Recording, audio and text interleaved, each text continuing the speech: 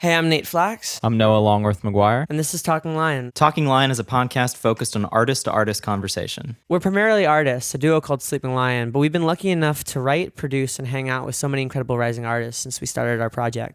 Whether it's at sessions or parties or over cups of coffee, we've talked with our creative friends about everything. Music, life, love, and all the subtle complexities that come with being in the middle of a journey. Talking Lion is about hitting record on these conversations and sharing them with you. There's no real structure, nothing really prepared, just friends talking about life and what it's been like and where it's going. A couple reminders before we start the show. First, we have an election coming up on November 3rd. It's an extremely important election, and for some states, you can actually vote early or mail in your ballot. So please, if you can vote, make your voice heard. This election is too important to not participate in. Secondly, we think anybody listening to the show is awesome, and we would love to hear from you. So now we have a number that you can text if you want to reach us. Text us at 914-226-4772. We'll text you back. Don't believe us? Give it a try. Lastly, our face is on a shirt. We have shirts now for Talking Lion with our faces on them. If you want to wear us on your shirt, buy a shirt. It helps support the show, and it shows your friends that you like Sleeping Lion and Talking Lion. You can find these shirts on our website, sleepinglionmusic.com/store. Likewise, as always, any support on Patreon would mean a lot. That's how we keep the show going, and it's a great way for you guys to become involved in the show. Pro tip. Patreon supporters of the honorary Lion tier or higher will get a free shirt. So check out our Patreon, patreon.com/talkinglion, to get involved in the show and unlock exclusive membership rewards. Now let's get on with the show. We recorded this episode with our good friend Emilia Ali. We first met Emilia when we opened for Sofia Grappari in Boston. She had come to see us, and we all hit it off immediately. Later, I worked with Emilia on her songs Beautiful and Loved the Ocean. Some context for this interview. We recorded this remotely over FaceTime after we rescheduled on each other at least a dozen times each. We wanted to make sure this interview was perfect. This week, she released her new single, Quiet, which is out now everywhere, so check it out. A warm and gentle soul with a blossoming artistic mind and one of our dearest friends, Emilia Ali continues to touch people's hearts with her stark, honest songwriting and unforgettable voice. So, without further ado, I'm Emilia Ali, and this is Talking Lion.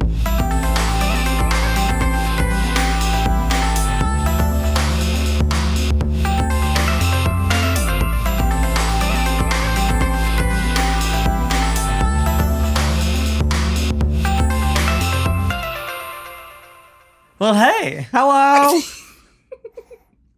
Hi, guys. How's it going?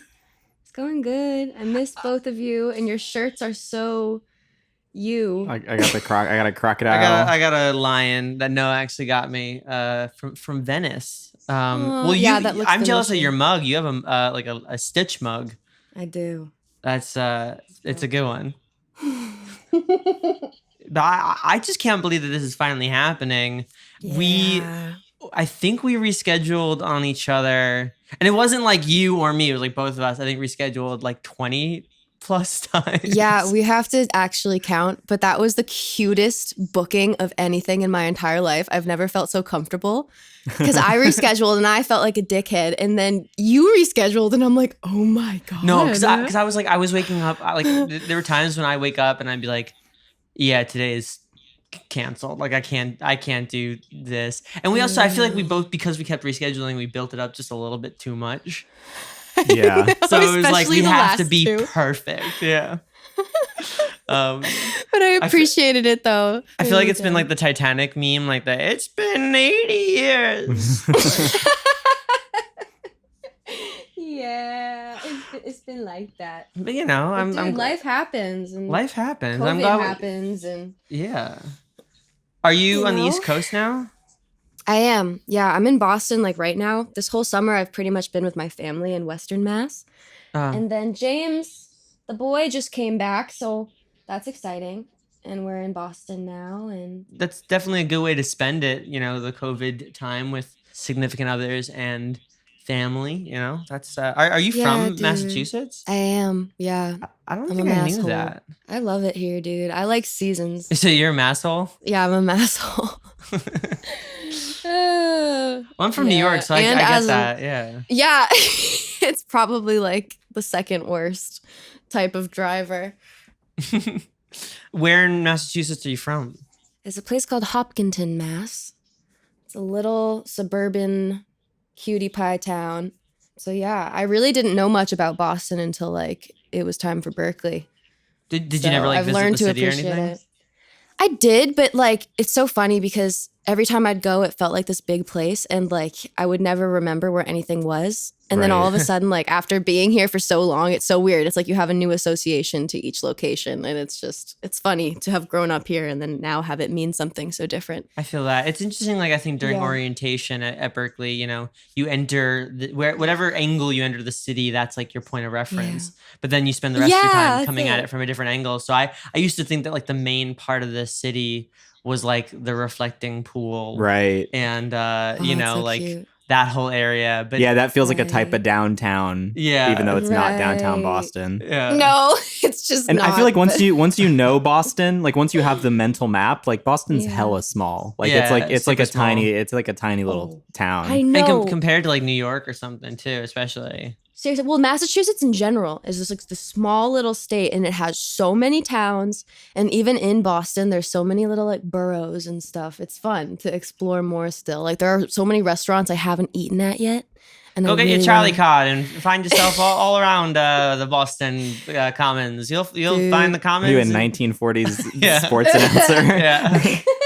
I'm Fallout 4's Listen Galaxy. Here, old sport. Yeah, Galaxy News Radio. Oh, sure. Get your kicks over in Cambridge. You want to see some baseball? Go down to the Green Monster. You want to drink too much at a country bar? Loretta's last call. Loretta's. Did you guys go to Loretta's a lot? All the time. I played the open mic there, and they served moonshine. So I was like, what? Yeah, I was like, don't mind if I do. I'm getting over a breakup, dangerous. You know.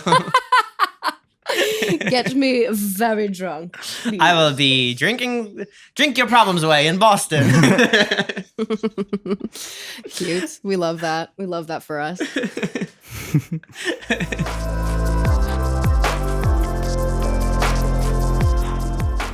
Correct me if I'm wrong. Your mom is a folk hero. She's my folk hero. Yeah. I love that. God. So yeah. She was a musician. She was an artist. Yeah, dude. What was she big? Was she regional? Like what was her life, right. and what did you kind of learn from growing up with that? Of course, yeah. You know, she was low key this little folk star, and she started in Boston, it's where she met my dad, who had just graduated Berklee. Yeah, she just started gigging everywhere, and like the folk Kerrville Festival, and she won like a Boston Music Award. She's kind of a badass. And yeah, she just gigged around for so long and really definitely made a name for herself like in that scene. But then I was born a little mistake in the middle of her career, like prime moment of Mama's career. I was just born and she was like, oh, a baby. So I just was taken along for the ride, and I went to all her shows with her. At like 7 weeks old, they just took me on the road with them. And oh, wow. Yeah, I'd have like random babysitters in the crowd, and I'd go flirt with everyone and steal their food. And honestly, like me as a baby sounds like who I'm becoming now. And it makes me happy to hear about it. But yeah, no, it's been amazing growing up with her. God, she sees the beauty in things. And even though she isn't writing and stuff now, I wish that she would. But she's just so welcoming of an artistic career path. And so is my dad. They're very, very... like they wanted me to have this career more than I did for a very long time. Well, I can imagine, just like your parents, especially your mother, just being so, especially the new stuff that you've been putting out, just like really moved by it. Even just like the fact that you reference one of your mom's songs in Ocean, I love the ocean. Give you an inkling, toss you an ocean. Give you an inkling, toss you an ocean. Yeah, dude, she's the shit. I love my mom. and is your dad? You said your dad's musical too. Did he go down that route, or what does he do now? Yeah, so my dad's done a ton of stuff. He's just a super smart dude. Like he had a music business company that I don't even dare try and explain because he's explained it to me a million times and I never once understood it. But it was called Nimbit, and he basically was kind of like a distributor for a while. And it was pretty big. But they sold it to PreSonus at one point. Oh, wow. And then life went on. So yeah, he still teaches. He's a drummer, and he still teaches drums. And my mom still teaches like guitar and singing and all that. But neither of them do too much gigging now. Do you play drums? Do I? Yeah. Oh, I can play like the Hannah Montana like intro. Oh, hell yeah. Nice. And like I'm working towards the PornHub little What? little beat. The PornHub beat. You The know what I'm PornHub talking beat? about. I Like the intro to the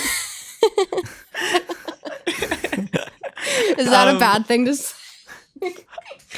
I don't know whether this is TMI or not, but I listened to I put my computer on mute whenever that website's on. So I'm still at 24 God. afraid of getting caught. Oh, dude, of course. Did you play The Sims growing up? Yeah. Yeah. Okay, so you know when they woohoo as they Yeah. do? I would literally like feel so ashamed. Like, of course, like as a child, like you have this like sexual charge and you don't know what to do with it. So I'd like make them woohoo, and then I'd put a blanket over the screen and like man the door so that my parents wouldn't come in and know. Just to protect their honor. Yes. Yeah. It'd be like that. I understand. I appreciate that. Well, I guess now we gotta look up the intro for research. Yeah. It's pretty snazzy. I cannot play it yet, but the second I can, I'm gonna take a video and send it to you. Please do. I love that do. those are your two drumming goals. Like course. Hannah Montana and PornHub. Those are two. I got two moods, and it's Hannah Montana and PornHub. Oh my God. I just don't want those two to be associated with each other at all. But it's too late. I feel like Miley Cyrus exists now somewhere in the middle of those two extremes. I think that's I feel like her entirely career, fair to like say. she broke out of the Disney like kid phase, went hard in the yeah. like I'm a sex symbol direction. Oh yeah. And Yeah, and she then came in now with has a kind of record. come back to like her last record was like more country, and she kind of returned to her roots. And like the most Right. recent John Bellion penned single, I think, marries the two and is like somewhat empowered and sexual, but also has this like Stevie Nicks like thing about it. And I think she's like found a Dude. really nice middle ground of her artistry. Yeah, you're so right. I think that's so cool to see too. It's such a privilege to watch like a young artist grow like that from doing things that like other people are making you do into doing your own thing. It's so inspiring to watch. Well, definitely, and we're seeing a lot more agency with artists too now. I think we all got to school right around the time when we were seeing artists kind of like Halsey, for example, just sort of really Yeah. taking the reins of their own career and being able to sort of carve the way both for themselves and for anybody who like wants to try to take that path. It's true, dude. Yeah. Do you remember when we met at school? Yeah, I thought you guys were the shit. I still think you're the shit. But I when I first met you, like that was when, oh my God, I'm going to sound like an idiot. But the first single that you guys put out, You can you made give me? me the first? Or okay. Rug? Okay, Rug. It was Rug. And it was on SoundCloud. And I remember it had like 30,000 listens or something. And I just remember being like, oh my God, who are these people? And the music was so beautiful. And like, I didn't quite have the words to say what kind of music like made me explode yet. And it wasn't quite EDM, but it was stuff like, it was your genre, like that I was just so captivated by when I got to Berklee. Cause it's this combination of emotion and then like electronic sound. And so when I found out about that song, I was like, oh my God, I must. Did you when meet you heard these it? Did you people. know that we were at school? Yeah, I did. I think it was Jack Newsom actually who showed me. That makes That makes well sense. that makes sense because I remember meeting you at one of our shows at the Middle East. Right. And you came with Jack, and Jack was like, "This is Emilia." I'm like, "Oh, very nice to meet you." Oh my God, that's so smushy. Right? Awfully smushy, yeah. I think I Wow. spelled your name wrong in my phone too. Like that's the one of those things that like when you hear somebody, like when you meet Yeah. somebody at a show and you're sort of plugging it in really quickly. Yeah, know. of course. No, I don't blame you Which at all. part did you misspell, Emilia or Antoniadis? I'm checking now. Just Yeah, for we kicks. check- Because the Antoniadis is understandable. Emilia less so. Actually, no. I think There- I got it perfectly right. I got it all right. Huh. Hey. I don't know why I thought. I misjudged. Would you look at that? Maybe you fixed it since then. That's possible. There's It's sometimes if there is a typo for somebody's name, I like to keep it for the posterity of it. Me too. I have so many drunk ads in my contacts. Like my friend Sophie, her name is Sophie Adelman, and I have her in my phone as Sophie Adelman. It's just like not a name. Well, one of my really good friends' name is Russell, not our mutual friend Russ, Not but our Russell, another Russell. right. And I just spelled Russell without an L, like the second L.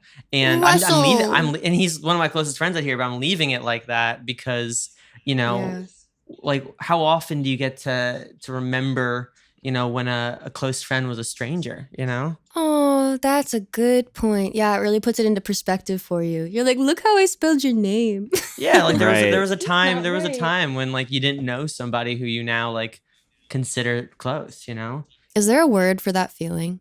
Probably on the dictionary of obscure sorrows. Yeah, I'm gonna call it nostalgia for now, just Yeah, that's close. because hey, when we met at the Middle East, we met at the show, Yeah. we were strangers, and now I feel like we've gone through, I mean, to a degree, hell and back, just I know, you guys are kind of family at this point after LA in straight up in yeah. January. Yeah. Yeah, after last LA, you guys are fam. I feel the same way.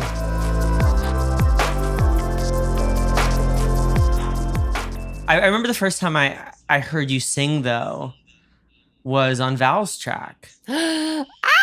Was on Can't Let Go. Got me addicted, my head and heart conflicted. First you get me high, then you run to your other mistress. I know you're bad, but I just can't let go.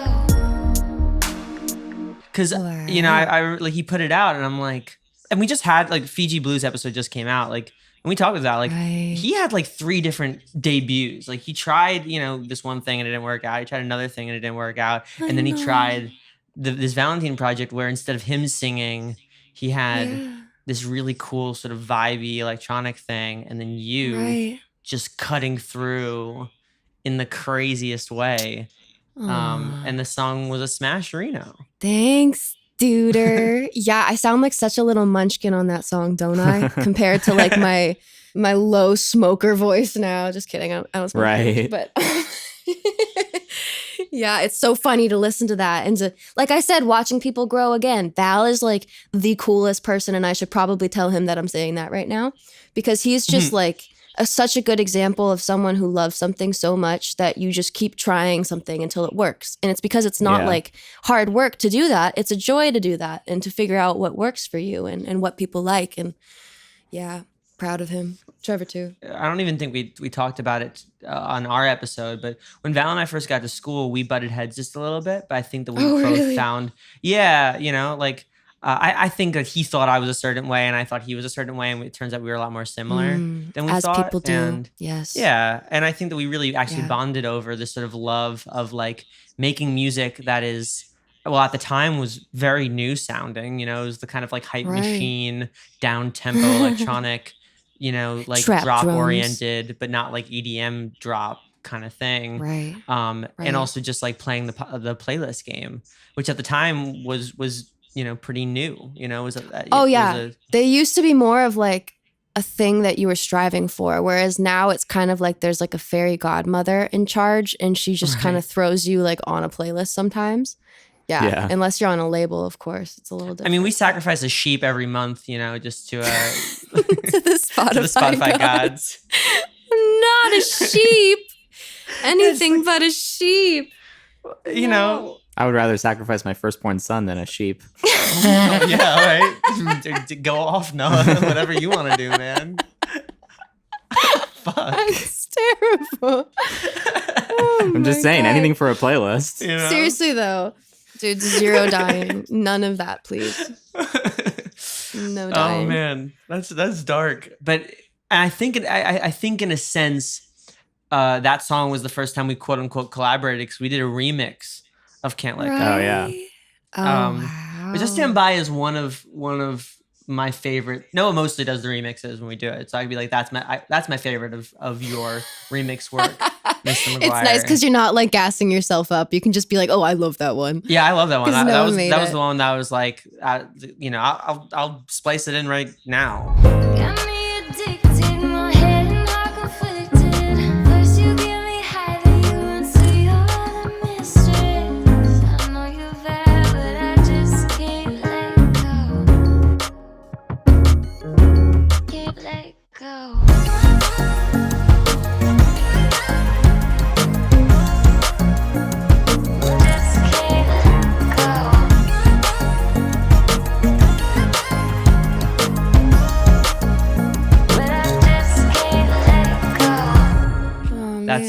that's just that. Yeah, I love that remix. I resent that I had to mix that remix in headphones, like on a in the car to Nashville. Like I feel like that the thing that haunts me is that it doesn't sound great, but musically that is one of my favorite remixes. Oh, dude, I think it sounds great, but that's very Yeah, I do funny too. that that's what you remember about it. Yeah, that's unfortunately the curse of being a technician. Like I'm always gonna Right. like like anytime I've had to mix my own stuff, I'm gonna hate it. Like I'm gonna hate it for the rest of Yeah. eternity. When we've been sending something out for mix, we've actually been like, I'm paying somebody to do it. We've been calling it enjoyment insurance.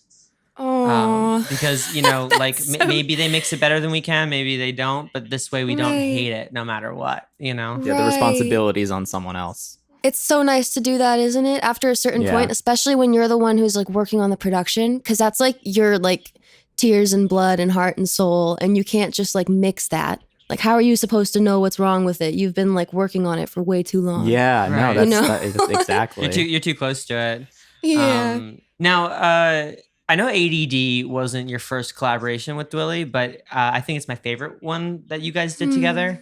Thank you. It's the one that like I keep accidentally hearing. Like I'll be in somebody's car and they'll play it or something, and I'll be like, I know Still? her. Oh yeah. That makes me um, so happy. How did that song come to be? Because it's a crazy song. Honestly, that song is mostly dwilly. I added so little to it, and I'm so grateful that he thought of me to be on it. I honestly thought it was fucking hilarious when he was like, "Yeah, I have a song called like ADD." I'm like, "I have." Did he ADD. write it too? Yeah, he wrote it, and I believe Jake Torrey helped with that one. cool. I think that I contributed to like a line, if I'm being honest. But I remember exactly like where I was when he showed it to me. I was in my third apartment, like in my Berklee experience, and this was the year. I think this was junior year. So yeah, I just remember I also had like discovered like wellness podcasts that year. And so like all of these good things that were happening, I was just like, ooh, the bounty. I'm so happy and so grateful. And so he showed me that song like when I was in my room in my happy place like that. So it's just such a fond little memory. Well, I vaguely remember us like talking about that song like a while ago. Yeah. On two fronts. One, what I really like is like you kind of like go in on it, like you're very intense on the song, which I feel like the two moods of Emilia are like you can like sing powerfully and sing very strongly, and also have the thinnest, airiest, most haunting whisper of a So voice. it's just like a friend lightly so- touching your yeah. cheek. Stop, I'm blushing. So, but Thank I you. think that was the first time that I heard the sort of like intense Emilia, like the like biting, one. But the other thing is that I and maybe I'm misremembering this, but I remember you saying like up until that point, every feature you were doing was some sort of sexual song. Honestly, yeah, I don't totally understand how I started my artist career, but it was very sexual, all of it. And I didn't have a problem with it. And so I'm not going to say like, oh, that's not me. But I was just like so in the flow of things that just kind of happened. Well, you pull off that style incredibly well. Like whether or not Oh, it thank connects you. with you, like for whatever, just one way or another, you embody that flavor of music so effortlessly, which is I think why like Because there are people who do that where it's like cringe or it's try hard or whatever. Like I think that like there is, like you're able to bring kind of like a smoothness to it to sell the, sexual overtones, whatever. But I also do remember you like saying at one point, like, I'm so sorry, mom and dad. Like I swear there'll be one, Yeah, that was very funny to sing while my dad was in the audience. I like shows. Right. I'm like, beep me like a dream come true, baby. I'm like cringing on stage. But I think ADD kind of got you like, was one of the first songs to like get out of that space and be like, oh, she can do anything. Like she can straight up be, like producers stop fucking typecasting and like, Wow. Oh, that gave me little chills. Thank you for saying that. That was very Of course. I just remember like, and it ties into, you were my second session. Like, oh my God. we'd done a session in Nashville. We wrote Good Now with Fangs, and then we came out to LA, and you visited LA maybe our like second week that we were here. Right.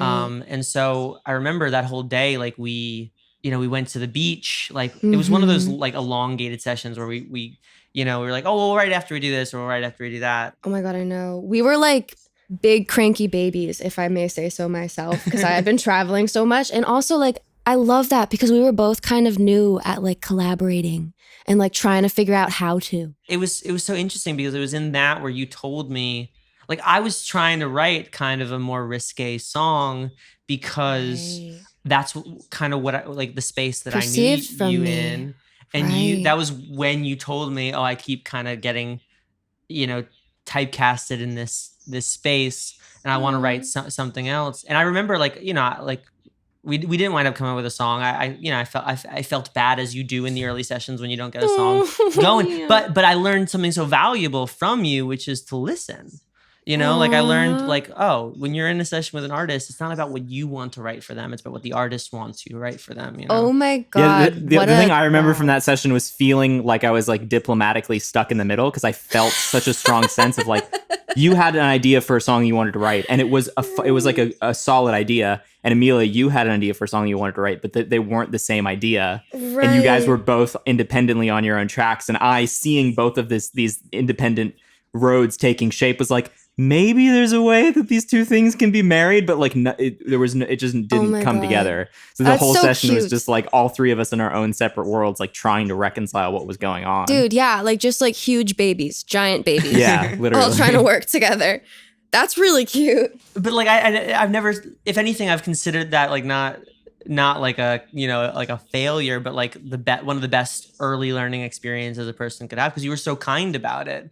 You wanted what you wanted, and it taught me to like listen for what that is. Well, that was a cute little initiation to a friendship that just kept growing over the years, and I'm so glad that I get to work and speak with you guys. And we feel the exact same way. One of these days I gotta redeem myself for that session though, because I think we've technically never written since No, then. we haven't. I'm always out. Whenever you guys had sessions, I was always out of town. Yeah, next trip once Rona's over, Absolutely. we're about to let's do a little something.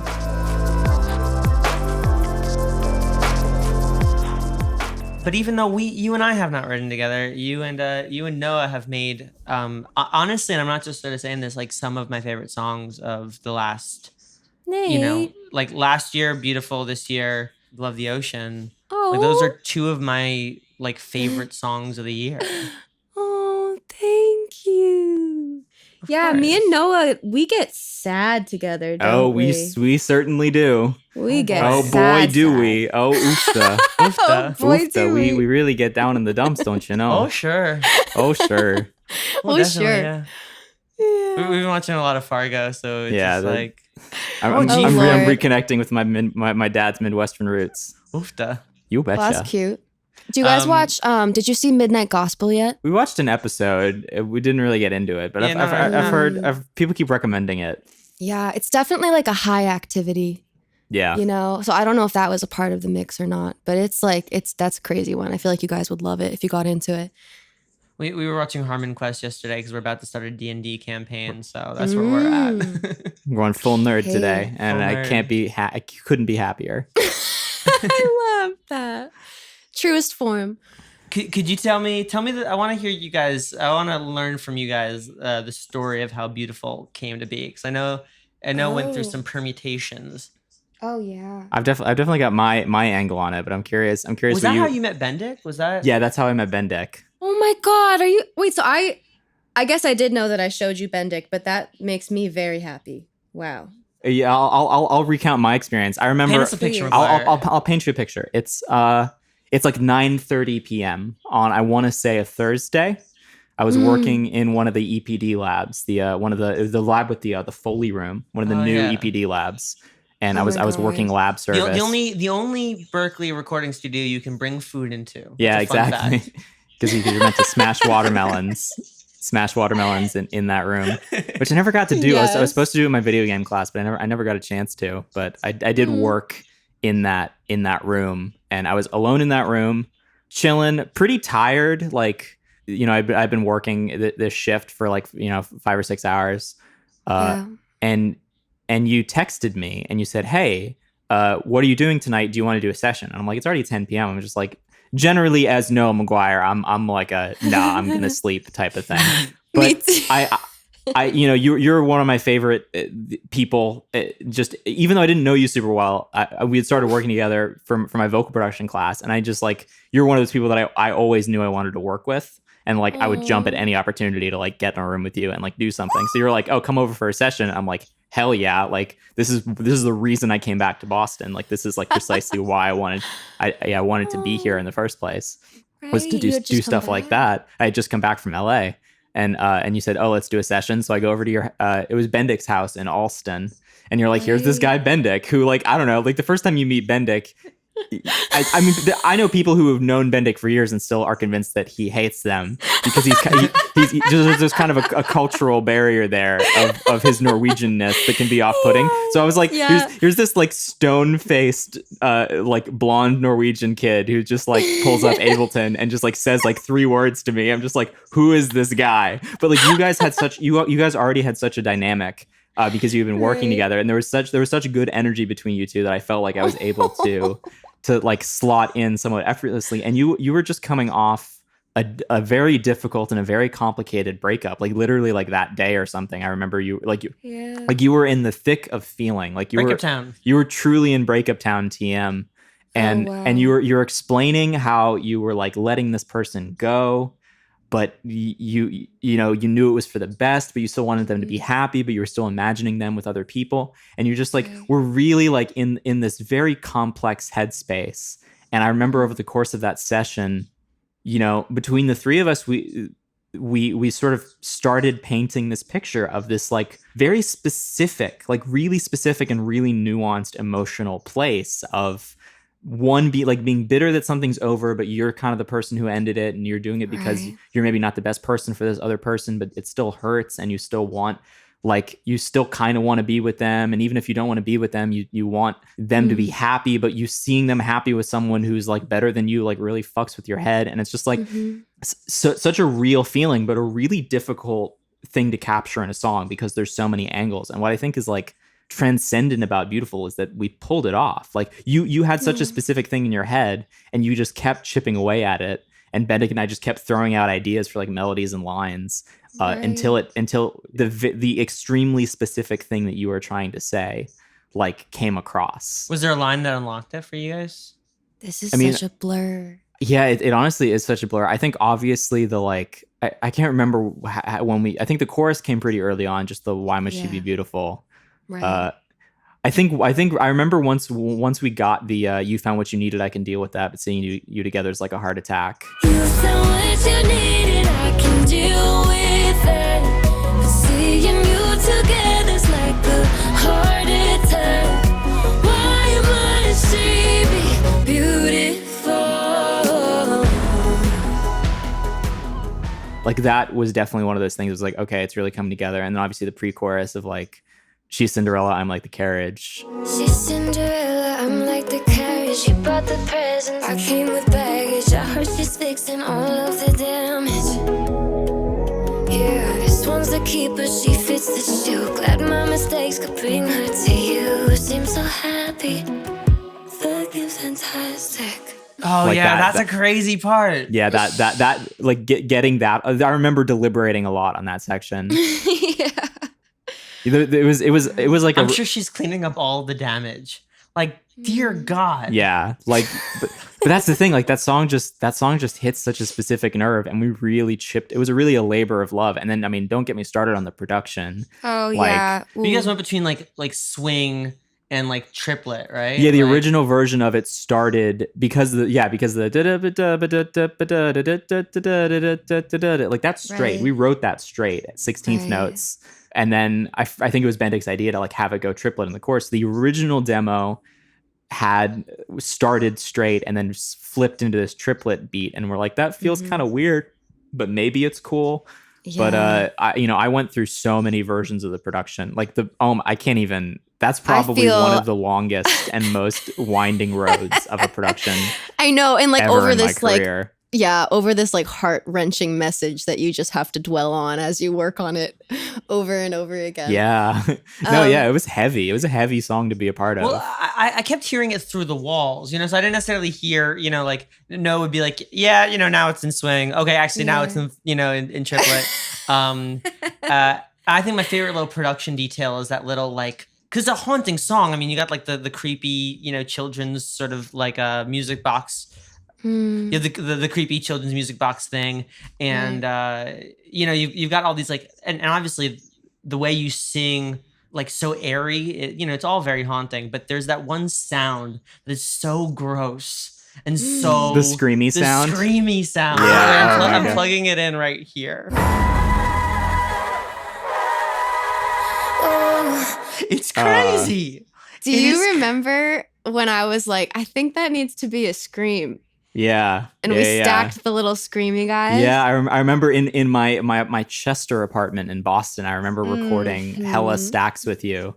And like a lot of those sounds. So that was real. That was her screaming. Yeah, it was mostly, well, it was like you recorded like 10 vocal stacks, and then I took all of those, bounced them down to one piece of audio, and then pitched everything up an octave, and then pitched it up an octave again. So like it just like it, and then that became just one piece of audio. Like, I was really like cutthroat about bouncing stuff down. So a lot of times I would just like, you would record a bunch of stuff. I'd be like, that's one sound now. Like, I'm not going to like give myself control over that. So then that happened a couple of times. And because there were so like, Bendik and I sent stems back and forth on the song like so many times. So many pieces of sound design got committed that the scream sound was one of those things that kept evolving with every version. And like by the time it got down to when we were working with Neil, like he was like, oh, can you give me more control over that scream sound? I'm like, I can't. Like it is what it is. Like it was like this really organic piece of sound design that started in that very first production session in my apartment in Chester, but like we just kept adding octaves to it and kept adding more distortion, and like just like even down to the mix. Like that sound didn't really become what it was until the mixing stage, when it really got that extra layer of juice. But like it was because it was always just like I remember you were just like, it needs to sound like, I forget. It's a heart attack. It sounds like did I say punch? Because that's definitely a word I use. Yeah, I think it was like it's like you wanted it to sound like to punch you in the stomach, right? Like the song is beautiful. Like everything about, I mean, literally, but like the song, like you're airy throughout, and there's moments of intensity, but by and large it stays in this very clean place. And then there's this element that absolutely fucks you up. And I'll say, we. Like Noah worked on it, and I heard it through the walls, and I knew the general premise of the song, but I hadn't, it's hard to hear the lyrics through the walls. Right. And I make it a point of like, when Noah's working on something, I'm not like, can I hear the whole thing? Like if it's for another artist. Yeah. So the first time I kind of heard it was when it came out, and it happened to come out like pretty much towards the tail end of the relationship I was in. Right. Oh, I remember you saying that. I think I sent you a text about it because, it was a long distance thing, and she was kind of convinced that I was going to meet somebody better, and was so worried that I was going to meet somebody better. And so much of what you were saying in the song were sort of things that she would say, or I would imagine that she would say, or like sort of fit into this kind of like world that I was in with her. Right. And it fucked me up. Like it really, really like I loved it, not just because it was you guys and like I knew it took a year, but like because it actually like so specifically touched on this fear that I had. Like I felt like it was an indictment to me for like she was like, maybe you should try to meet somebody else. And I'm like, and I'm sort of, I'm on the apps like I'll listen to you if you want me to listen, and every time I'd find somebody who was pretty, like your song would be in my head, and I'd be like, no, I don't want anybody to say that to me. I don't want to be indicted in the way you're indicting this person, Oh, wow. Yeah, no, I remember that text. That meant a lot to me to know that like you genuinely felt it, because that was something that like, that was the first song I think I released that I was like, okay, here's my body and soul and all the pain that I've had over this one person. And here you go, people. Eat it. Eat it.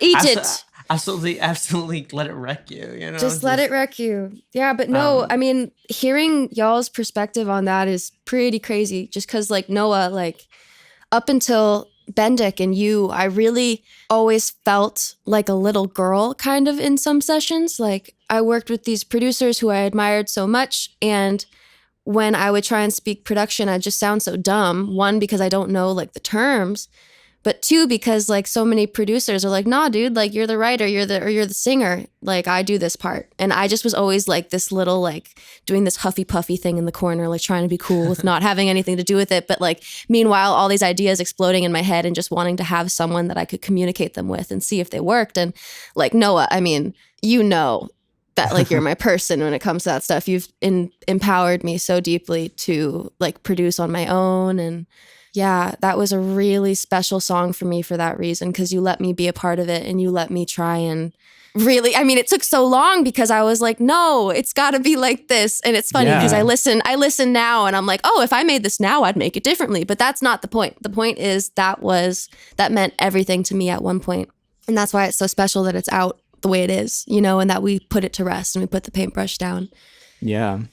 Yeah, I think we put the hours in to make it what it needed to be at the time. Like, yeah, I'm sure there's stuff I do differently now, but like I also I'm glad that it exists in the form it is, and like it means the world to me that I was able to be a part of it and able to be that person for you, because I didn't even realize before I started work. I mean, I knew I wanted to work with you just initially superficially because you're like, okay, this person's got a good voice, and you had done all this like exciting EDM stuff, but I think like it's after that session, like once I like really heard what was in your brain and saw that you had like such a unique story to tell, I was like, I want to be able to like, I would be honored to be able to be the person to help bring this vision to life, because it's like one of the most artistically fulfilling things that I've like ever been a part of, and like it means the world to me that melting. that my intention came, because that's always my intention as a producer, is to empower artists and to never make them feel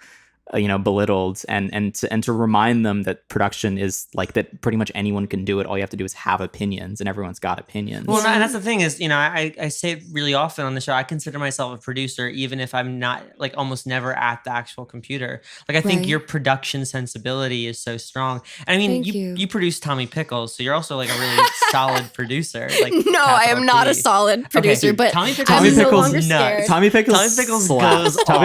goes harder than a motherfucker. Did you do that at our house? Was that what you were working on? Kills me. So that was one, like, I just made it like as a seed, and I didn't think I was going to do anything with it until I got really impulsive this year, as I do. And I probably pulled that up at your house, but I didn't really finish that until it was quarantine time. And I was like, all right, I need something to do. Let's go. Yeah, it's great. It's like, thank you. There's a Maggie Rogers quality to it of like Stop. very, like, no, I mean, I'm not saying, I'm not gassing you up. I'm saying it like, cause I mean it, it's like, but that's the thing is like, I stand by what Noah says, obviously there are things to learn when you're in the DAW and like whatever, but if you're an artist, you are also a writer and you are also a producer. Like if you're an artist, you should have a say over your sound, and you should have a producer who wants to be told what to do. Right. I mean, there's a time and place though, because there are people, I'll ask to work with me, and I've had to teach myself to like stop being so aggressive sometimes and just be like, hey, you invited this person because you love what they do. So let them do what they do. You do what you do, and then you can change things later. You know what I mean? That was a big one for me, because for so long I felt so like unheard that I just had all this resentment towards like production in a way, because for so long I knew what I wanted things to sound like, and I'm still working on figuring out how to make that a thing. But like there was a lot of like, I don't know, tension behind that for me. Like, I think in sounds, I'm sure you guys understand that. Like sometimes like my voice memos, if I ever die, like I hope no one looks through my voice memos. Like they're embarrassing. Like I'm making sounds, I'm making beep boops, and I don't know, like sometimes words come with them and sometimes they don't. And it's fun when they don't, because that's usually when it's like me trying to make a beat. And like I will give in to that now. I'm not so afraid of making something that's terrible that I don't even try anymore. Like now I just make the thing that's terrible, and then like it'll become something. Yeah. I feel what you were saying also, just sort of about like not necessarily being too aggressive. Like I feel like I've moved on from most of those like ego things, except for I still can't shake this feeling like I'm the best lyricist in any room I'm in. Like that's for some reason like the hill, like not only that I want to die on, but that like I need for my like identity in this music thing. And not only has that like, you know, led to sessions that can stall out like the first one that we had. Sure. But also it's made me for years blind to things that were right under my nose, specifically that Noah is also an incredible lyricist.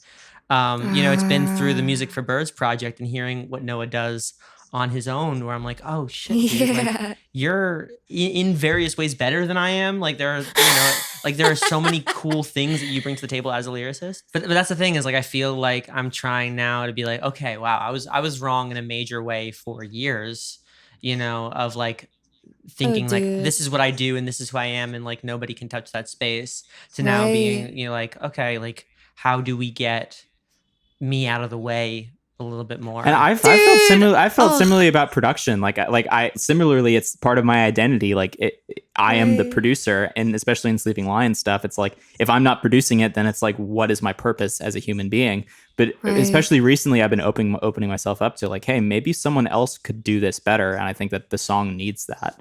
And I've had to open myself up to like maybe and even just as simple as sending stuff out to mix, like even that, like I felt for so long that if I wasn't mixing my own stuff, then I wasn't doing it right, and I wasn't enough, like so many of my peers and contemporaries like are people who mix their own stuff, and I'm like, if I'm not capable of doing that, then I'm not enough. But I've recently just been like, whatever, that's not my bag, and it doesn't have to be. And if someone else can do that better, and I can spend my time not pulling my hair out, then there's something useful about that. Yes, and to need other people and to be able to like give other people who are doing something similar to you a purpose too. Oh my God, isn't that so rewarding when you have someone make something for you and like it just gives them a piece of it too, and then they make it better? It's like, whoa, this is just a gift that like keeps giving. And also what you were saying, Nate, like, isn't it such a fucking joy to be okay with being wrong? Right? Yeah. Oh my God, you know? Isn't it lovely to be okay with it? Because then you're not judging yourself, and then you learn things so much faster when you're down to just get things wrong a few times. I mean, like admitting that I'm wrong is like pulling teeth, but like also my wisdom teeth hurt every day. So sometimes you have to pull your own teeth, you know? Right. Sometimes you have to like, you know, get that thing so that the overall like pressure is gone. You know, metaphorically and literally, I definitely need to get my wisdom teeth removed. Yeah. But oh God, please do it. Do it now. Yeah, right, you don't want to be older having to get those. I will do it on the podcast. I'm pulling special episode. Wisdom teeth. I would love that. Yes. Let me. I'm on Vicodin the whole time, just like.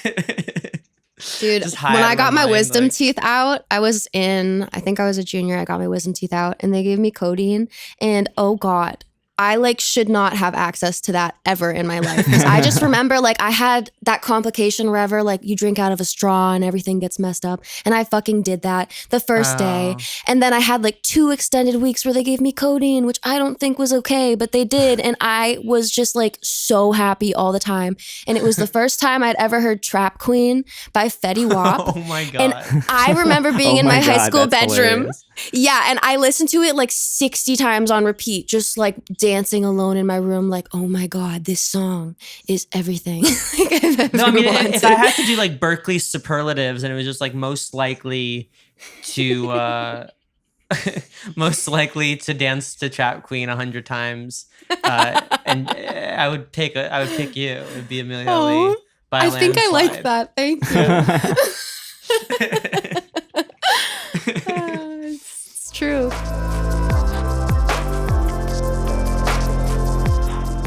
Could you guys tell me the story behind Love the Ocean? Because holy fuck of a song. Oofta. Oofta. Man, my favorite part about that song is it's not even like a factual story in the way that it sounds. Yeah. I just remember Noah, us like sitting in the room with Nicole and just like, we were so ready to cry, and we started crying when it was still just a melody and there weren't really words. It was like the humidity in the air that turns into a storm. It was just like, there was something in the room.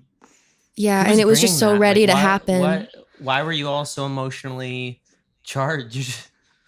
Honestly, there was Because I remember Nicole and I being like, hey, Emilia, what's going on with you? And you're just like, things are really good with James. And we're like, that's cool. Like there wasn't it wasn't what you would expect from the way that song turned out. You would expect that that it started with us spilling our guts, being like, everything's really heavy right now. Right. But like you said, like the details of that song are not necessarily like factual, but I think that's the thing that excites me like more than anything about the song, is that it feels so lived in. Like it feels like the lyrics just evoke, like they're just like strokes of the paintbrush that create this image of something that's fully alive, and it's like a world that we created. It's like and I think maybe that comes from the fact that all three of us are like deeply invested in fiction, like as writers, but also that there was just an energy in that room. And I'm sure Natal Splice in the voice memo, I was listening to it because I posted it on Instagram like when the song came out. The clip that I chose is you just vocalizing. You said that you're happy, then with it on your face. You said that you love me, why can't others sense with the taste of something more than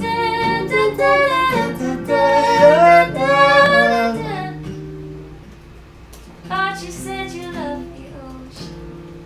Oh shit. That's oh my god, I'm already crying. I don't even know what it means. Yeah, but it's there. It's certainly It there. makes me so sad. I love it. You had pretty much the entire structure of the song, the entire melody, before any words were put to it. Like you were just like, nah, like you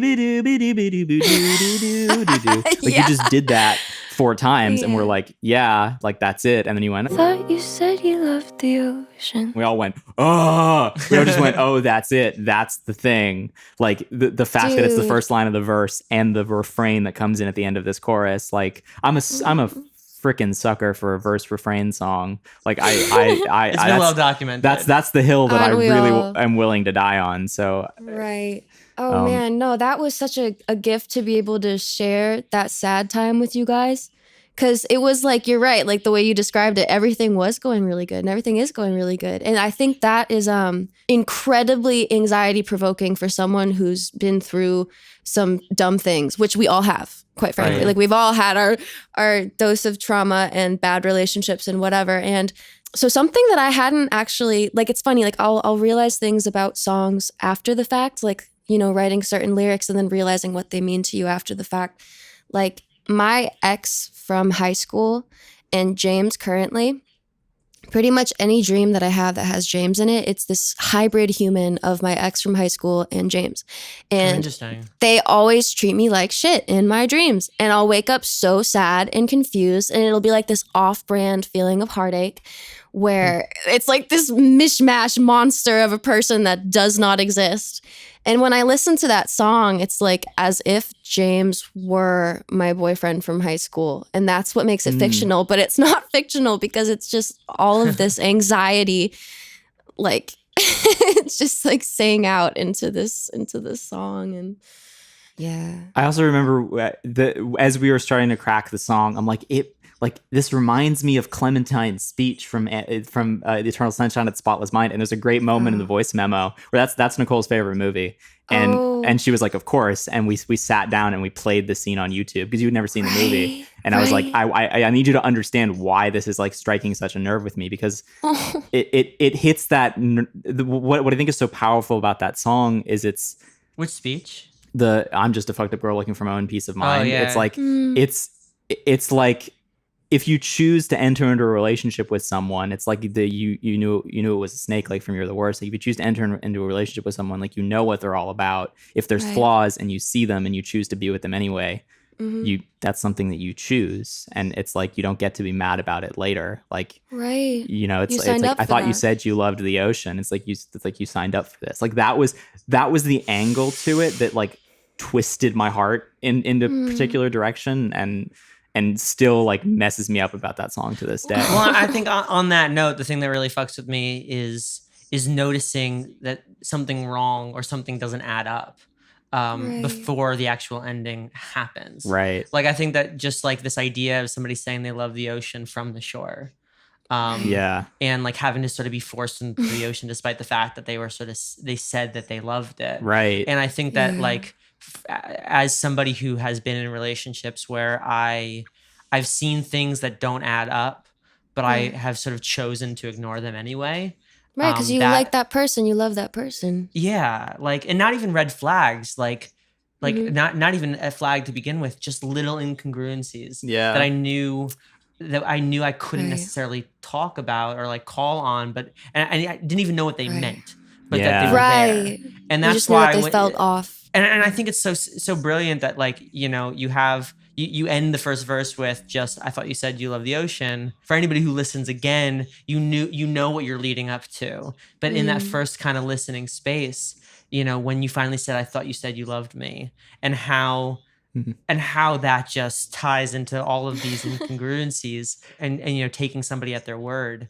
Woofda, you know, like I'm like actually tearing up. It just gets me. The song just gets me. It's an oofda for sure. It's and an I don't even feel oofda. conceited saying that. Like, we made ourselves very sad successfully. Like, I do it a lot. I rarely do it in words like that, you know? Stop It was my like song with my ex, you know, Ocean's your song with yours. And you know, it's your most streamed song at the moment, and I think there's something to be said for that. Just trucking along. And Stop It's our most streamed song. Yeah, so exactly. you just gotta write with your exes. Right. That's what you gotta do. Yeah. Well, it's people feel when you're genuinely sad, and people feel when you're genuinely happy, and that's why I kind of resented some of the music that I put out at the beginning of my career, because it was what I had ready to go and everybody like believed in it, and so I was like, okay, I'll believe in it then.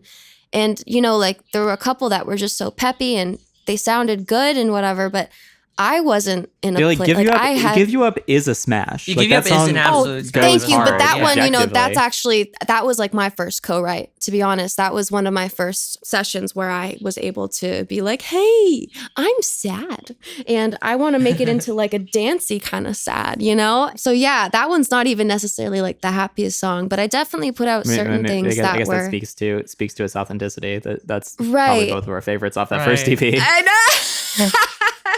Well, thank you. What is cool too about Ocean, which I mentioned earlier, is that it also incorporates like that line that your mom, the Notion lyric. Yeah, that my mom's songs, like, needless to say, because she was still doing shows and stuff when I was in the womb. They called me Cletus the fetus, by the way. I feel like it's important for you guys to know that, because they didn't want to know if I was a girl or a boy. And so my parents' friends would be like, how's Cletus doing? And they'll still see me sometimes and they'll be like, hey, Cletus. But anyway, when I was Cletus, I was like at all her shows with her technically, and her guitar was pressed to her belly. And I remember being like really young and remember my aunt playing me her songs to try and get me to fall asleep. And like, even when I was young, like crying just like of the heartache and like the emotion and stuff that my mama, like, I couldn't listen to my mom from maybe age 6 to some like 12 something, some absurd period of time where I just was not down to get emotional like that and feel all of the things that I assumed she was feeling. And so that's what's so special to me about this song. And Noah, I remember saying to you, like, because the song means so much to me, like, how could I not have like mama on it when she's the one who inspired me to write in such a way, you know? And I hadn't had the courage really to do it before because it wasn't what everybody else was hype about. And yeah, so the fact that it's number one on my played stuff right now does mean a lot to me, because when I put it out, I was like, if no one likes this, that's okay, I guess, because I love it. I like it a lot. Did you track Notion while you were here, like the Notion part? I did. That was when I tried to I have a memory of you like in the room just sort of singing this line that I didn't quite. I'm like, I don't think she's saying ocean. That's not quite ocean. Right. Yeah, I did do that. That was when I tried to man the computer for a little bit when we were in Sad Town again. Which, by the way, Noah, you never saw me when I was in Sad Town. You were like, me being able to love you while everything was going on meant so much to me, because I was on the verge of my own explosion. And I hadn't let myself have it yet because I wanted to be like strong for you. And it actually helped me so much that month. And as soon as I left you, I had my own explosion. And I really, we need to talk. I'm always down. I feel like apart from rescheduling the podcast, we've also rescheduled FaceTiming each other for months now. I know. And you know why it is? It's because I'm like, I know I'm about to have to get deep in it. and I'm gonna Right, have no to tell singing. them everything. Yeah. No, but yeah, the song also, like, it really does hit home, and I think because even though at the time it came from fiction, I feel like, maybe in the moment you're writing fiction, but you hold on to stories. It's Yeah. Eternal Sunshine of the Spotless Mind. You can't forget anybody. Yeah. Or Right. maybe you anticipate and you're, projecting into the future. Well, But dude, that's what yeah. Beautiful was to an extent. yeah. So It was a dream. it didn't Beautiful come was a out dream. until 2 years, right? And it didn't come out until 2 years after originally like starting the idea. And basically there was this person in my life for a long time. And when we had first written the song, it was like one of the first times I messed up with him. And I knew I was messing up, but I knew I was doing the right thing because we weren't meant to be together. But I still wanted it anyway because I loved this person. And then 2 years later, we actually had like a full-blown relationship together. And when it ended like bad. It ended bad. And I was like, I can't even act like I didn't think this was going to happen. Like I signed up for it. I wrote a song about it 2 years before it fully happened. And I tend to do that. I tend to manifest those kind of heartbreaking things sometimes, I think. And I think that was ingrained in me from high school and from feeling like belonging to someone is, the thing that defines me and whatever. And so, I yeah, still that gotta song. shake that, like Yeah. when, Oh, when it's people, huge. yeah, I got made fun of a lot, for being somewhat effeminate and a nerd, in high school. Oh, I'll punch Um, him. I'll punch them all. Right, and I felt like the sort of combat to that was to be in relationships, so people couldn't Sure. use some of the slurs against me or like say certain things to me, Wow. like because they would be untrue, they'd be factually incorrect. And even, I'm 24 now, and if I go like a period being single, even if I want to be single, Oh, we've all got that shit though. We've all got that thing, and it's probably, I feel like for most of us, it was prominent in either middle school or high school, where it's just like you're always trying to compensate for like this heartbreak that you have, whether it's like not Yeah. being good enough or not being worth love or whatever it is for you. Like it's always so prominent in high school. I think it was for me at least, and it sounds what like. I really appreciate about what you're saying about Beautiful is like, when I'm writing a song about somebody, and somebody hears it, like I've been asked before, like, are you not over that person? And I feel like it's kind of worth noting that there's a difference between having like, something that's malignant turn into something that's benign versus excising it altogether.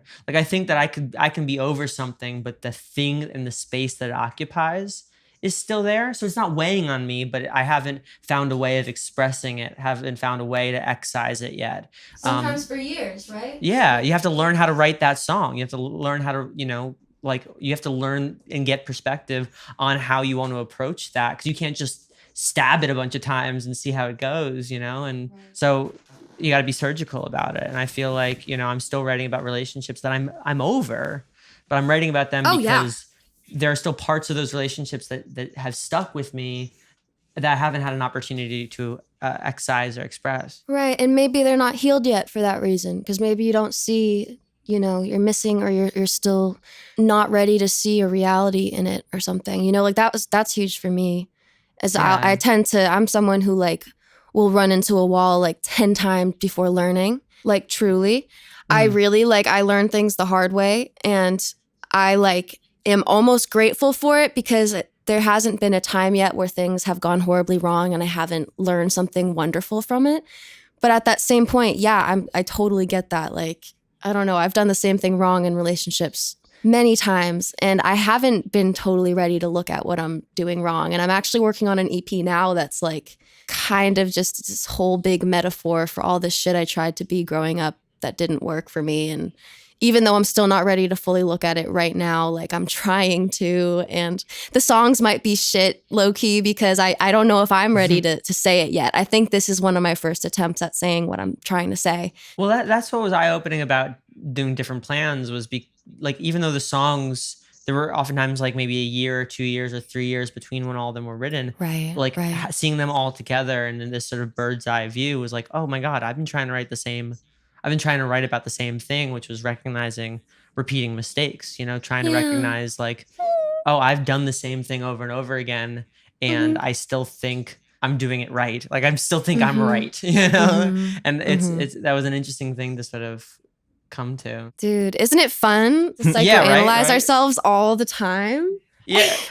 You know, like if it wasn't, I mean, I feel like the reason it's our profession, it's a chicken and egg thing. The reason it's our profession is because we would do it anyway. But like, God, I feel like I would sleep better if I didn't have to constantly dive in, every fucking day about why. Dude, I think I would sleep less if I didn't do that all the time. Yeah, that's fair.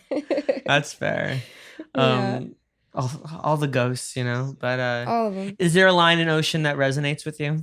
Yeah. First of all, I just want to say like congrats on the EP. I haven't called you guys and told you that yet, but Thank you. It broke my heart in many ways. So you know what that means to me. That's the hope. We just want to shatter. We just want to wreck your day. I just want to wreck your. We just want to ruin you for a second. Well, listen, when Beautiful came out, I like cried in my car. So like we gotta be even. We gotta be even. Yeah. But no, my favorite line in Love the Ocean. First of all, many of them know it, but I used to try and make believe you were the other half of me. Tell myself I made you better so I never had to leave. I used to try to make believe you were the other half of me.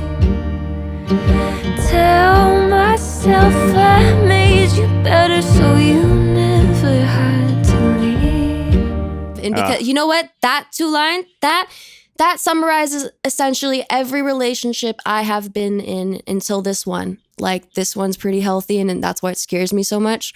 But everyone before that, like especially me in high school, God, I was dating someone who like I don't think liked me. Like yes, we loved each other, but like I didn't even like me. It makes sense that he couldn't like me, but because I didn't like myself and because I believed he didn't like me and whatever, I just was trying to be this other half for him all the time. And I was like, well, you can stay with this person because once you finally are the other half of this person, then you'll be worthy and then you'll be good enough. And once you're good enough for somebody else, then you can consider being good enough for yourself, blah, blah, blah. It was terrible. Right. And then there was this thing, like, I've always been just so stupid obsessed with neuroscience and like epigenetics and personality types and psychology and all that. And so I was really into personality types in high school. And there was this thing called like, I think it's Bob Cooley's The Genius of Flexibility. And everybody has like, they identify their personality type and body structure with a certain organ. And so I remember my boyfriend was like going to this class and he had them type me. And he was like, well, I'm a gallbladder and my balancing type is a liver. And I was like, oh, like, what type am I? And he was like, okay, I'll show them a video of you. And they were like, wow, she's beautiful, but I think that she's a kidney or something. And I was like, so what does that mean? What does that mean? And he's like, oh yeah, I mean, like, we're like compatible, but you know. And I'm like, so my whole high school career, he told me this like my sophomore year and we dated like pretty much all high school. I remember just like always having it in the back of my mind, thinking that my best friend was a liver and just remembering that I was a kidney and that I was never going to be right for him. And in that sadness of knowing I would never be the balancing type for this man, this little man who I was dating in fucking high school, I was like, I will forever try to be like the helper. I'll always try and help someone, the liver or whatever. And the kidney was like the funny one or some shit. I don't know. But like, I was just not trying to be a kidney, bro. I wanted to be a liver. I wanted to be perfect for this person. And so, yeah, I feel like I sought out heartbreak at a really early age of just wanting to be right for someone. And it's funny because, you know, if I was right for someone and someone was obsessed with me, I never went for those people. I wasn't ready for someone to actually like me. I was not down for that. I feel that wholeheartedly. You know, I spent most of high school having a crush on somebody who wasn't interested in me, you know, which like that happens, but I felt like I wasn't good enough. And then the person who I wound up being in my first relationship with, I didn't understand why she liked me because it happened kind of so quickly. Right. And then I went away for like a while. Like I went camping for 40 days and she broke up with me like while I was camping because like I was gone for 40 days and we were in high school. But I always blamed myself. Like I was like, oh, you're a person that even though you are dumped and you are hurting, this is your fault. And so like, I think I've carried that with me in a lot of ways. Like, I feel like I've always found ways to kind of like blame myself for relationships ending, even if it's not my fault. And that resentment builds up and, you know, oftentimes is reflected before the relationship ends or like in, you know, and whatever. I have a joke about what you said though. What's the only thing you can do if you're a kidney? Pee? Get stoned? Oh, I do that all the time. No, no wonder. Then there we go. A kidney doesn't make you pee, does it? That's no, your fucking kidneys- bladder. Oh my god. No, Wait. I mean, your bladder holds your pee, but your kidney is what cycles like the bad stuff out. Right. I Thank you. think. Okay. Yeah. Well, the liver Yeah. does like alcohol, but then your kidneys does like the stuff. Like it makes Yeah. urine, sort of. Yep. Or Yep. whatever. Yeah. I don't know. What do I look like? A dentist? I You love know? that. You Like- look like a dentist. Before we move on to the question round, I just feel like there's no good segue or anything. I just want to shout out Nick Smith's cover of Love Oh the my Ocean. God. Can we just shout that out for a sec? I used to try to make believe you were the other half of me. Yeah. Tell myself I made you better, so I never had to leave.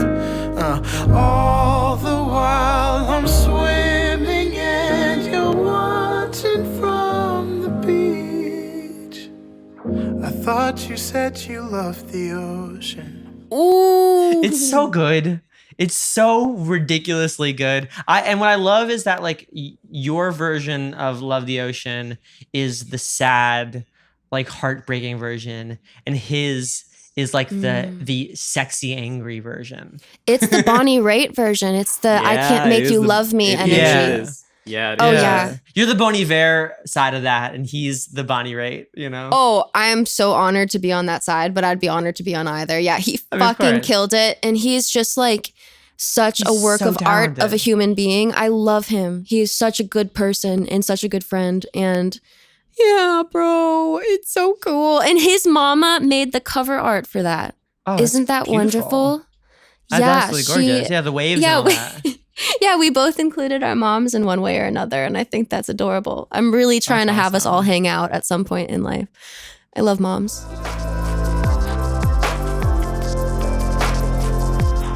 Are you ready for the question round? Yeah. Let's do it. Question time. Ding, ding, ding. Before we It's get to the the actual question. questions, we have our Patreon subscriber, Alan C. He's got a question for you. Aw. This question was for Molly Moore, but we forgot to ask it during her interview. So Oh my we God. are recycling the question, if you don't I mind. love Molly Moore, by the Uh, way. She's so dope. Molly, yeah, she's the so best. The question is, how often do you plan your days? Like, do you have like a routine and a sort of way you go about doing things? And like do you hold to a plan, or is every day like a new adventure? Oh, poor Alan. I feel like he probably would have appreciated her answer on this, Molly's answer. But I plan my days every day, and I almost never follow the plan. I have extreme ADHD, ADD, whatever. And that mixed with anxiety. Yeah, it's a true story, bro. But no, I will like write out lists of exactly what I'm going to do. And I'll put little like check marks, and I'll make the list so beautiful and immaculate. And they'll just be scattered around my room. And what's really scary is to look at some notes that I have from the beginning of the summer that have like the same action items on them as like today. And I'm like, oh my God, bro, I don't know. I guess you just got to write it down so many times that you finally follow it. Like, yeah. I have like a monthly to do, like monthly goals, and if I don't Sure. actually get them done within that month, like they're bigger goals, like Sure. trying to get a certain number of followers, or Yeah. or do this thing or do that thing. If it doesn't happen, then I add it to the next month, but I add a star. Right. So Like, there are go actually to things. this. Well, there are actually things on there that have like, and I've made symbols to represent like a year, but they'll have like 27 stars. Oh my God, You how many know? stars does this interview have? This one's been all right. Actually, this one didn't make the monthly list, so we're all right. So I'll usually do like 3 talking line episodes will Right. be the goal, and Right. if I don't do those 3, the next month will be do 3 talking line episodes with a Right. star. Right. But like, Yeah. there have been things that have just kept going and kept going and kept going. Though it is very satisfying when you actually do cross it Oh off. God, it feels so Um, good to cross things off. Yeah, that's my biggest task as like an adult person, is just finding the discipline to do the things that I say I want to do. And then when I don't do them, like having the courage to be like, all right, dude, why did you not do this? Why aren't you Yeah. doing Well, this? that's actually, we've been hanging with Kira and Max, and they are like heavy calendar people. Like if you look at their calendar, it is like it's this gorgeous rainbow of panic. And but I don't think, like, you know, if we have an interview, it's in my calendar just so I don't double book anything. But I'm very much not a calendar person because you know, if I'm late to something, which I often am, or if I don't get around to it, then I feel like it nullifies the whole thing. Like, I'm not a get back on the horse person. I'm like, I'm never seeing that horse again. I wish I was like that sometimes. So instead, I have a book. I have like this like mini journal that I carry around that has like on one side, it has like my tasks for the day. And, you know, there are things that I know are priority. I'll put like a little, you know, star if it needs to be done this day. But like most of these are tasks that can be moved to tomorrow. But yeah, I'm not a routine person. I like if I can bike every day. I breakfast is sacred. You know, I make my coffee and I have my breakfast, and then the rest is sort of a free for all. What about you, Noah? But I'm a fucking mess. I like I wake up and I'm just like, I'm gonna.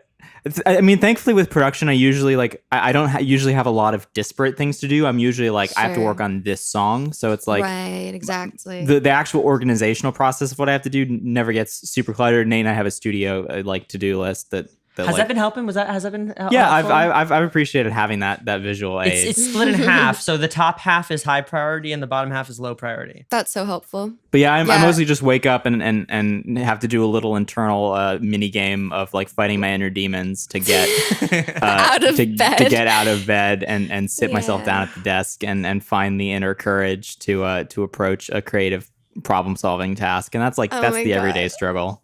Yeah, it is, that's isn't pretty it? much what I'm up against. I feel like I have to put on record that when I do catch, because oftentimes I don't catch Noah in the morning because I'm doing my morning routine, which is Sudoku, coffee, you know, text messages, posts, the sacred breakfast.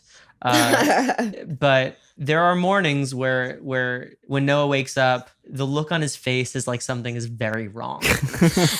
I walked into the studio today and Noah had just woken up and his face looked like he just had received the worst news. And I'm like, is everything okay? And he was like, yeah, I just woke up, man. Like, what's Wait, up? I was about to do my workout 3, 2, and I was just 1. like scowling. Can we please show each other what that face looks like? Because I know what my morning face looks like. I'm okay. Wait. 3, 2, 1. That's so good. They're different. I'm leaving that in there just so everybody can imagine what we all look like. Yeah, no, that's great. Yeah, just like the morning doom face. It's right. okay. Well, all right, on to the question round. Ding, ding, ding. Questions. Questions. Answer or die. Die or answer. Die or answer. Diarrhea. Dye your hair. Whoa, Do hey. it for fun. All right, first question. What is your phone background? Oh, my phone background. Oh, man. All right. Well, there's 2. Lock screen is a picture of me and James's feet. He let me paint his toenails, and we had matching toenails for a couple days. And I have never been so happy. I felt like he was just like my buddy. And we both had pink toesies. And so it's just a really cute little picture. I love that. And then my inside screen is the goddess Parvati. And I like had this mantra for myself a while ago. I think it was like right after Depression Town in LA, January. I just came up with this mantra like when I was having a terrible night, like right as I was falling asleep. I was like, you know what, girl? Like when you take care of yourself, you're taking care of the entire universe. And I just kept saying that to myself until I fell asleep. And then the next day I had a self-care day and it was really pivotal for me. And then I came across this goddess and that was like her mantra. And I didn't even search for her. I just found her on Instagram. So I made her my background. What religion is the goddess too? It's Hindu. It's Hindu. Yeah. And to be honest, I don't know nearly enough about her. All I know is that she believes in that whole, if you're taking care of yourself, you're taking care of everyone by default. That like connection of understanding is so pivotal, and it like so many of us I feel like avoid that truth for so long because we want to keep certain people in our lives and stuff, and then you realize you're like, oh, I don't take care of myself when I'm surrounded by these people. Absolutely. And I can't take care of them when I don't take care of me. That was a huge thing for me, especially in high school, because my whole ego was built around taking care of people and being good for people and whatever. And even if it's helping yourself, and that's the part that I think a lot of women miss, because you think, oh, I have to be selfless and I have to take care of other people. And I remember the first time I willingly went to therapy, I only went to 2 sessions because this lady, Connie, like was just such a gem. And she told me one thing that pretty much had me healthy for like 2 years. She was like, you don't have to set yourself on fire in order to keep other people warm.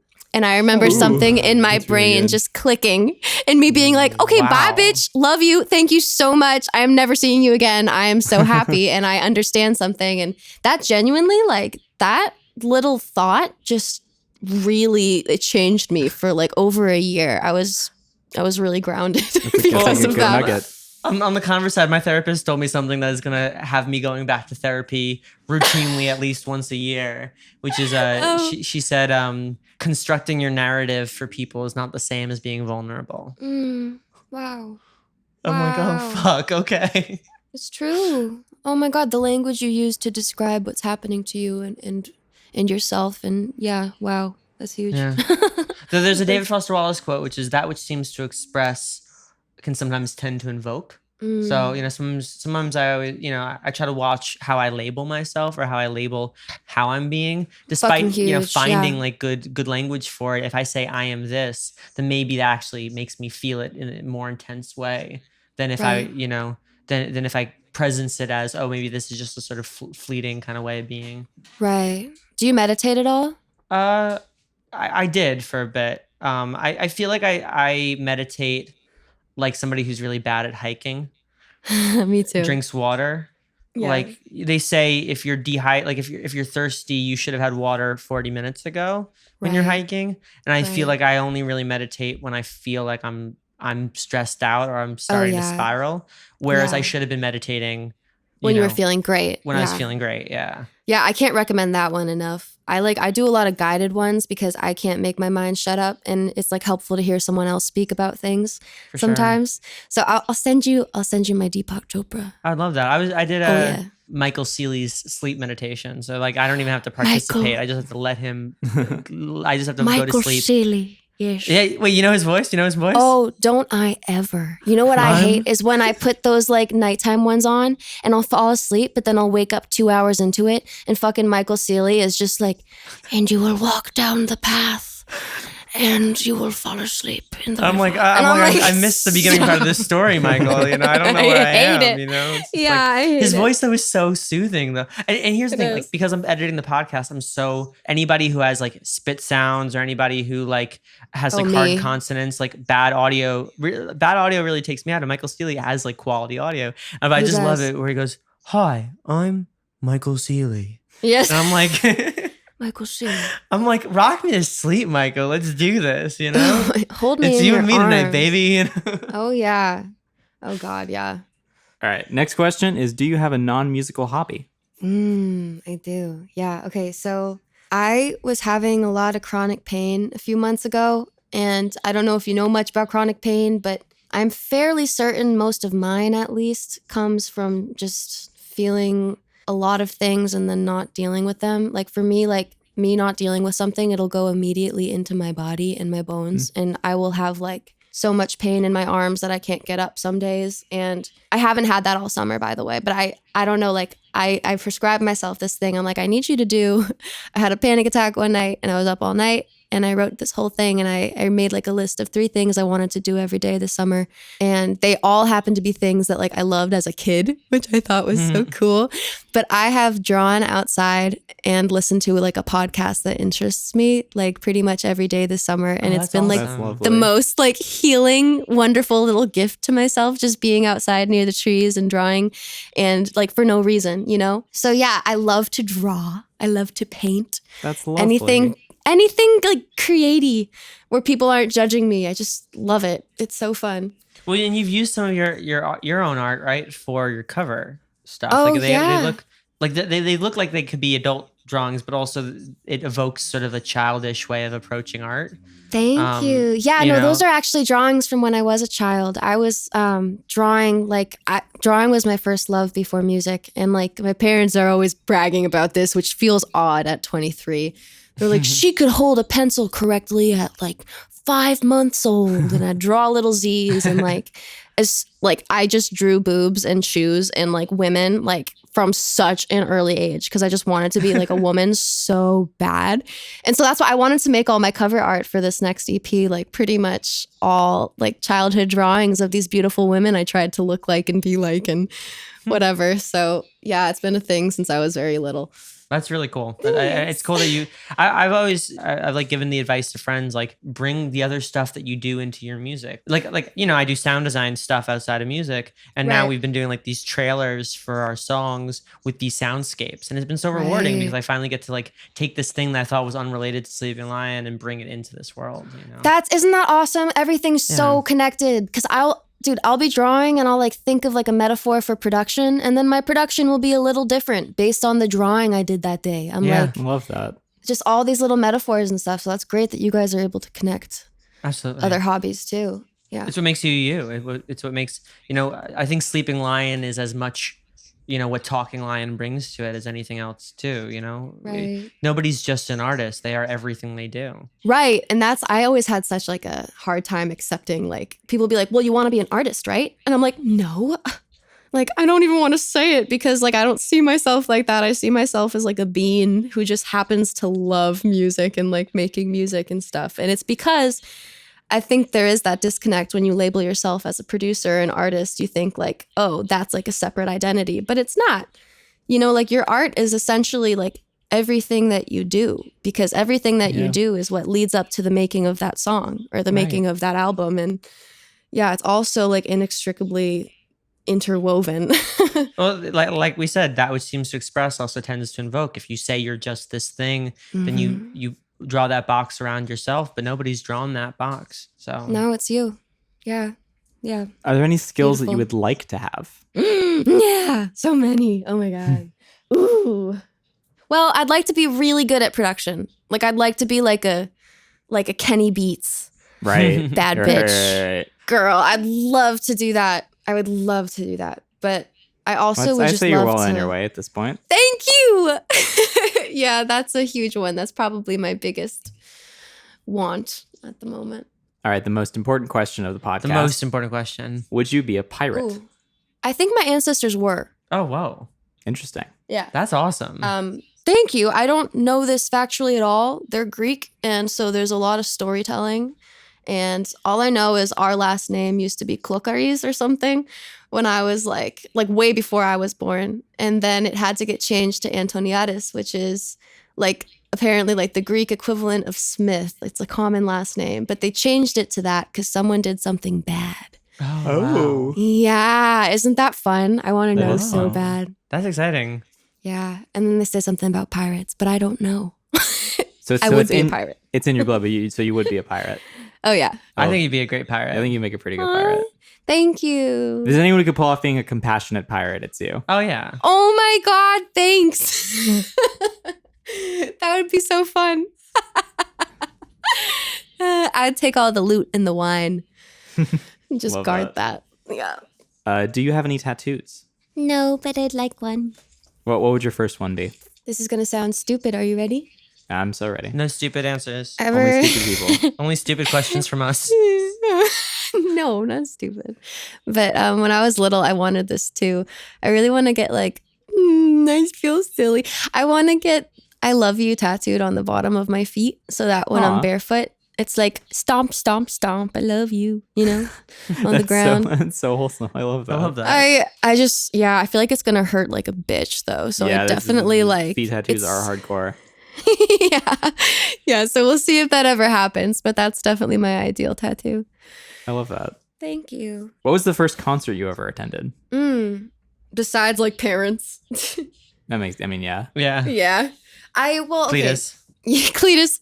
Yeah, I went to a bunch of like their concerts, obviously, and their friends' concerts and stuff. And then the first concert that I went to, like that I chose to go to, I think it was like Summer Jam, maybe. Like the 94.5, like all the rap artists. Oh, I nice. think That's it fun. may have been Summer Jam because like I loved hip hop and rap so deeply when I was in middle school. I'm now having this memory of the rap that you wrote for Hot 100 class that was low key so good. Was it? I don't remember that at all. I don't remember it. I don't remember the rap. I just remember that it was low key so good.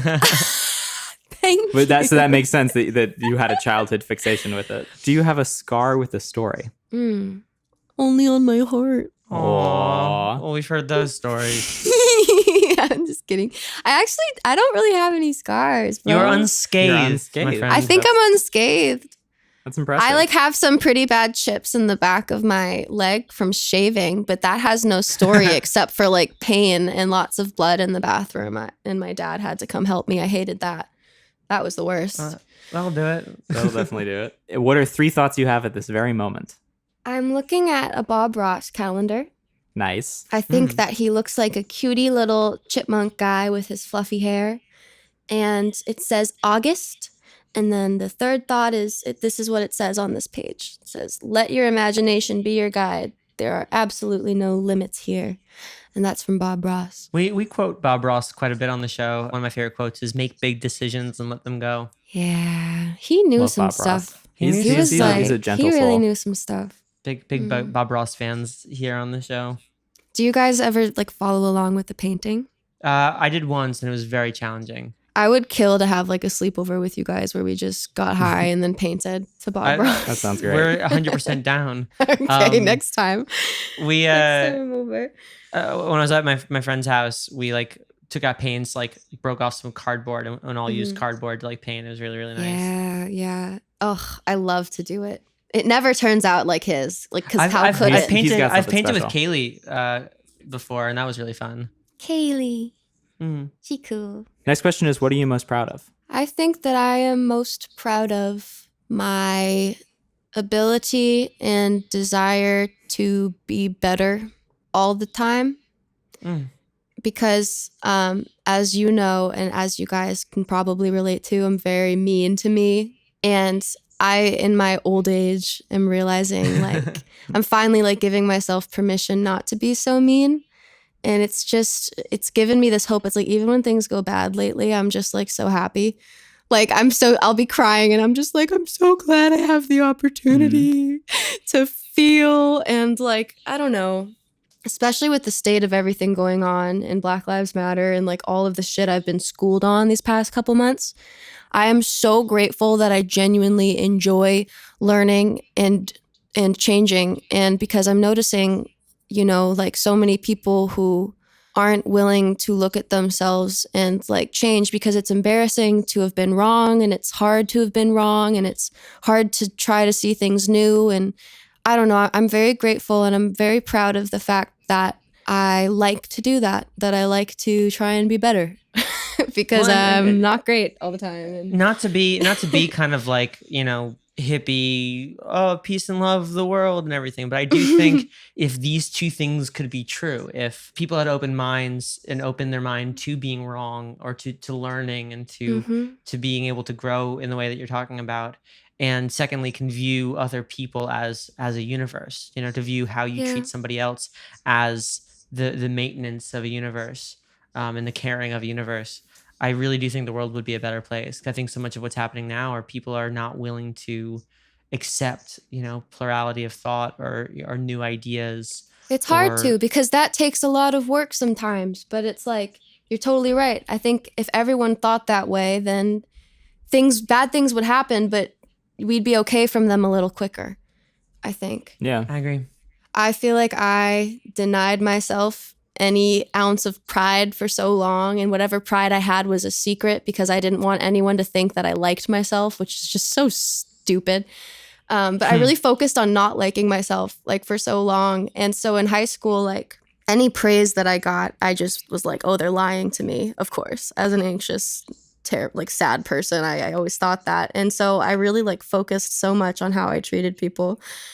And my goal, like I look back in my notebooks from high school and from like being a kid and stuff, and I'd have these lists of things that I wanted to be. And always at the top was like, be loving, like love people, like listen to what they say. And that was, I needed something to feel proud of when I was younger. And I wasn't willing to be proud of anything that was about me. So that was like the first thing that made me feel like empowered. I think you've succeeded on all fronts. I think not only are you an incredible artist and an incredible, songwriter, but you're also one of the kindest and nicest people that we've ever met in this. Stop. Thank you. Or ever met, full stop. So, I think you've managed to pull off both very, very well. Well, that means the entire world to me. Thank you. You guys are as well. You guys are the best. And lastly, what are you looking forward to? I am looking forward to going outside tomorrow and working on a song that I've been working on all summer. Nice. It's like getting dark over here right now, but I'm very excited to enjoy the rest of the sunshine and to keep working in it. And I'm looking forward to my friends putting out gorgeous new music because it keeps happening. And I'm looking forward to me putting out new music and putting out new music all the time without regret or thought. Like Bob Ross said, just doing the thing, making a big mistake quick or whatever you just said. Oh, I forget. Big decisions and letting them go, yeah. Big decisions and letting them go. I'm trying to make those all the time. So yeah. Well, we can't wait. You're amazing. It's been... I'm glad that this finally happened. That this interview, despite the odds, we beat the odds, and we rescheduled and found the day. But also, I think it means a lot that our stories have sort of intertwined in the way that they have. Oh, it means a lot to me too. And I'm really excited for everything that's coming. We'll send demos back and forth. Yes, please. We'll keep the early listenings going, but. Yeah, you're fantastic, Emilia, and I'm really glad that everything has aligned the way that it should. And I'm really glad that the universe that is you is spiraling in a kind of harmony right now. Oh, that's so sweet. I'm so grateful for you guys. I really am. Thank you for having me.